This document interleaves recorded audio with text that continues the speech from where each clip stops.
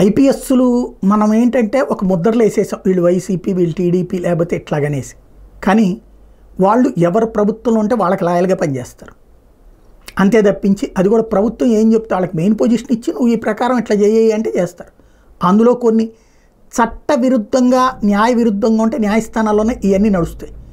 కానీ ఒకళ్ళ మీద ఒకళ్ళని ఉసుగొల్పేటటువంటి ట్రాప్లో పడకుండా ఉంటే బెటర్. ఫర్ ఎగ్జాంపుల్, ఇప్పుడు నేను విన్నది ఏంటంటే ఐపీఎస్ అధికారుల నుంచినే, ఇప్పుడు సిఐడి అధికారి మాజీ సునీల్ ఉన్నారు, అడిషనల్ డీజీ క్యాడర్కి వచ్చారు కదా, ఆయన గురించి విన్నది ఏంటంటే ఫస్ట్లో ఈ చంద్రబాబు గారి అరెస్ట్ విషయంలోనే జగన్మోహన్ రెడ్డి గారితో విభేదించారని.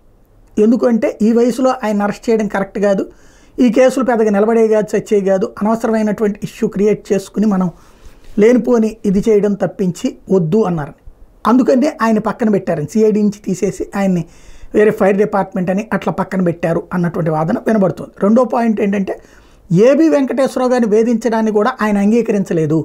ఇవాళ ఆయన మీద మీరు తీసుకుంటే రేపు పొద్దున మమ్మల్ని హెరాస్ చేస్తారు, అట్లాగా ఒక అధికారులు మమ్మల్ని హెరాస్ చేసేటటువంటిది ప్రభుత్వాలకి మేము మా తలకాయలు తీసుకెళ్ళి ఇవ్వడం కరెక్ట్ కాదు అన్నారు. ఈ రెండు సంఘటనల తర్వాత జగన్మోహన్ రెడ్డి ఆయన పక్కన పెడితే ఆయన ఇక అప్పటి నుంచి తన పని తను చేసుకున్నారు, ఈ మెయిన్ పోస్టుల కోసం తప్పులు చేయడానికి సిద్ధపడలేదు అని చెప్తున్నారు. బట్ ఆయన ఆ మాట చెప్పుకోలేరు, ఆయన ఆ మాట చెప్పినా తెలుగుదేశం వాళ్ళు అంగీకరించరు.